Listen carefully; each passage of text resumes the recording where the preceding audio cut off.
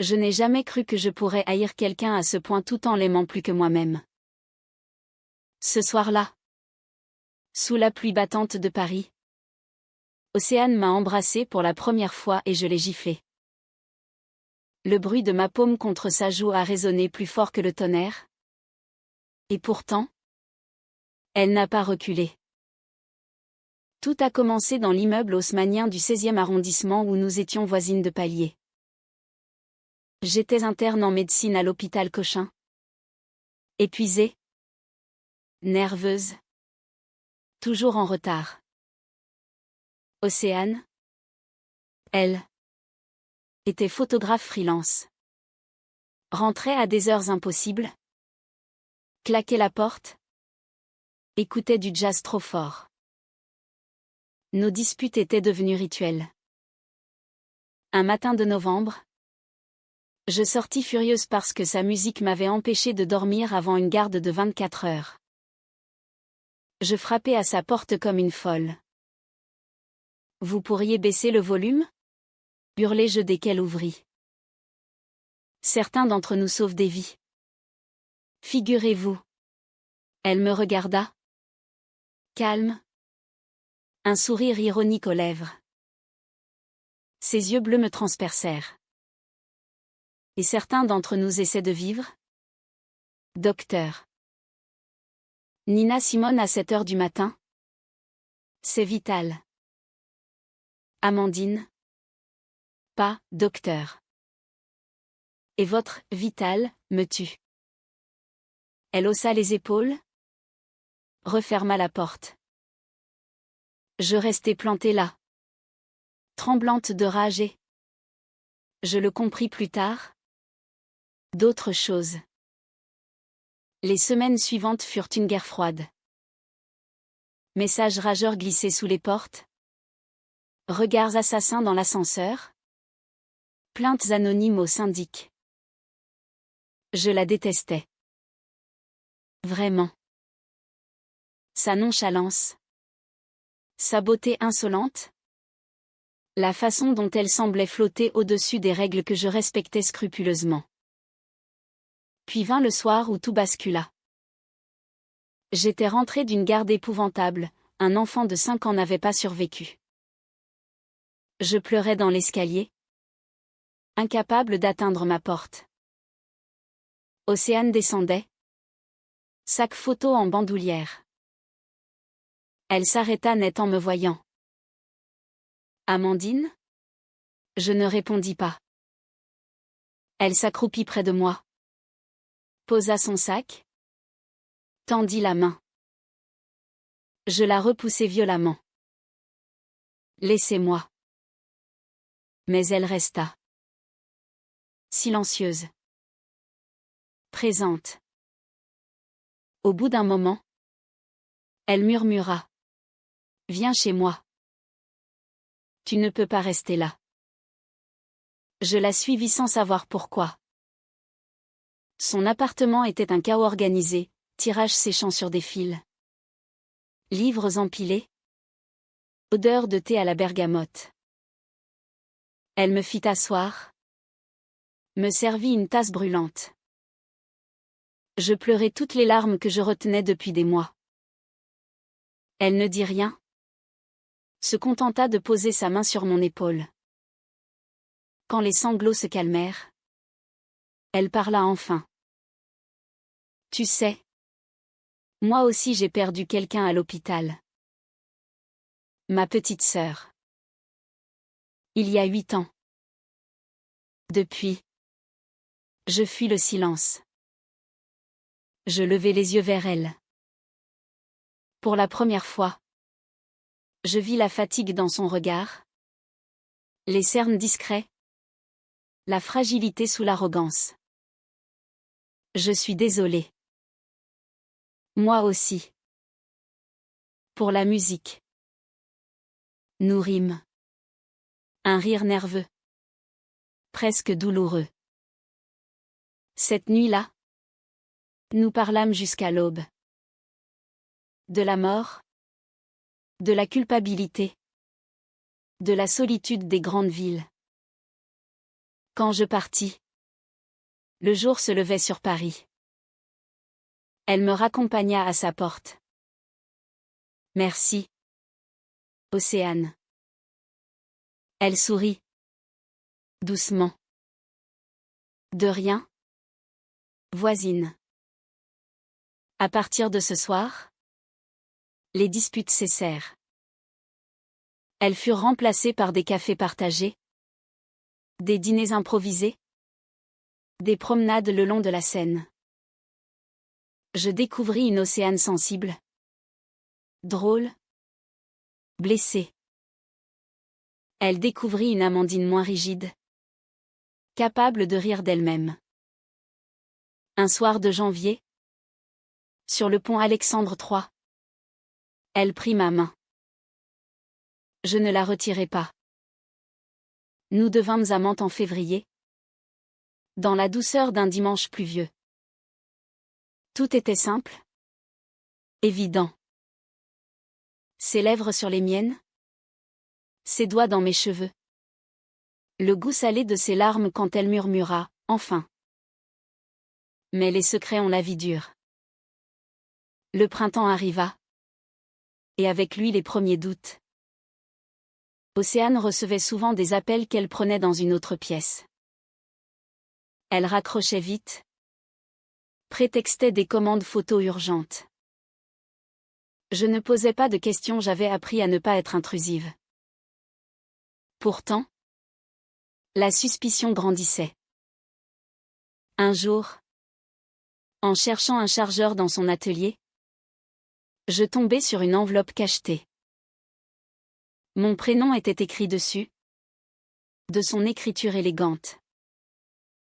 Je résistai à la tentation pendant 3 jours. Puis je l'ouvris. C'était une lettre. Longue. Déchirante. Amandine. Si tu lis ceci, c'est que je n'ai pas eu le courage de te parler. Je suis mariée. Depuis 7 ans. À un homme nommé Paul. Nous vivons séparés depuis longtemps. Mais le divorce est bloqué par des questions d'héritage familial. Je t'aime. Plus que tout. Mais je t'ai menti dès le premier jour. Pardonne-moi. Où est moi? Mais sache que chaque moment avec toi était vrai. Océane. Je restais figée. La lettre tremblant dans mes mains. Mariée. À un homme. Tout ce temps. Quand elle rentra ce soir-là. Je l'attendais. Assise dans le noir. Tu es mariée? Demandai-je d'une voix blanche. Elle pâlit. Amandine. Réponds. Oui. Mais quoi? Tu joues à quoi? Océane? À la femme libre? À l'artiste bohème qui séduit la petite médecin naïve? Elle s'approcha. Les larmes aux yeux. Ce n'est pas ça. Paul et moi c'est fini depuis des années. Il vit à Lyon. On ne se voit presque jamais. Presque. Il vient parfois à Paris. Pour signer des papiers. Rien de plus. Je ris. Un rire amer. Et tu couches avec lui ces soirs-là? Non. Jamais. Amandine. Je t'en prie. Je me levai. Ramasser mes affaires. Tu m'as menti sur la chose la plus importante. Comment puis-je te croire encore? Elle me retint par le bras. Parce que je t'aime. Parce que je suis en train de tout arranger pour être libre. J'attendais juste que le divorce soit prononcé. Tu attendais? Ou tu espérais que je n'apprenne jamais? Je partis en claquant la porte. Cette fois, c'était moi qui faisais du bruit. Les semaines suivantes furent un enfer. Je l'évitais. Changeait d'horaire. Dormait à l'hôpital. Mais Paris est trop petit pour deux cœurs brisés qui habitent porte à porte. Un soir, je la croisai dans l'escalier. Elle avait maigri. Les yeux rougis. Amandine. Il faut qu'on parle. Il n'y a plus rien à dire. Si. Paul vient demain. Il apporte les papiers définitifs. Dans un mois. Je serai libre. Je la regardai. Le cœur serré. Et tu crois que ça efface tout? Non. Mais ça peut être un début. Je passai sans répondre. L'été arriva. Lourd et moite. J'essayais d'oublier. Sortais avec des collègues. Acceptais même un rendez-vous avec Claire. Une infirmière sympa. Mais chaque fois que je fermais les yeux, je voyais Océane. Un soir doux. On sonna à ma porte. C'était elle. Trempée par un orage soudain. Je peux entrer? Je la laissai passer. Elle tenait une enveloppe. Le divorce est prononcé. Officiellement. Depuis hier. Elle me tendit les papiers. Je les pris. Les lus. Tout était vrai. Pourquoi maintenant? Parce que je ne supporte plus d'être loin de toi. Parce que je préfère tout perdre plutôt que de te perdre encore. Je restai silencieuse. Amandine. Je sais que j'ai triché. Que j'ai eu peur. Mais je n'ai jamais triché sur mes sentiments. Elle fit un pas vers moi. Donne-moi une chance de te prouver que je peux être honnête. Complètement. Je levai les yeux vers elle. Elle pleurait. J'ai peur. Océane. Moi aussi. Terriblement. Nous restâmes là. À quelques centimètres l'une de l'autre. Sans oser bouger. Puis elle murmura. Je t'aime. Toujours. Plus qu'avant. Je fermai les yeux. Et je l'embrassai. Nous reprîmes doucement. Avec prudence. Elle dormait chez moi. Je dormais chez elle. Nous parlions de tout. Même des choses douloureuses. Elle me montra des photos de son mariage, un mariage d'amour. Jeune. Avant qu'elle ne comprenne qui elle était vraiment. Je compris sa culpabilité. Sa honte. Son long chemin. Tout semblait enfin possible. Jusqu'au jour où Paul apparut. C'était un samedi de septembre. J'étais chez Océane. On préparait un gâteau raté en riant. On sonna. Elle alla ouvrir. Je l'entendis dire. Paul? Qu'est-ce que tu fais ici? Un homme entra. Grand. Élégant. La quarantaine. Il me regarda. Surpris. Tu as de la compagnie. Océane se raidit. Amandine. Je te présente Paul. Paul Amandine. Il me serra la main. Poli mais froid. L'ami dont tu m'as parlé. Océane pâlit. Tu lui as parlé de moi? Demandai-je. Paul sourit sans joie. Oh oui. Beaucoup. Surtout quand elle me suppliait de signer les papiers plus vite. Océane intervint. Paul. S'il te plaît. Mais il continua. Voix calme.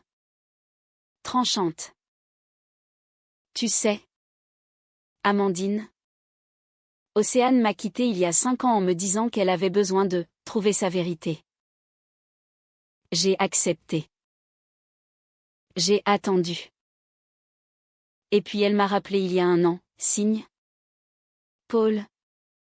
Je t'en prie. Je suis amoureuse. J'ai signé. Par amour pour elle. Toujours. Je regardais Océane. Tu lui as dit que tu étais amoureuse de qui? Elle baissa les yeux. Paul ricana doucement. De toi. Apparemment. Mais elle ne m'a jamais dit que c'était une femme. J'ai cru enfin. Peu importe. Il posa une enveloppe sur la table. Les derniers papiers notariés. Tu es libre? Océane. Complètement.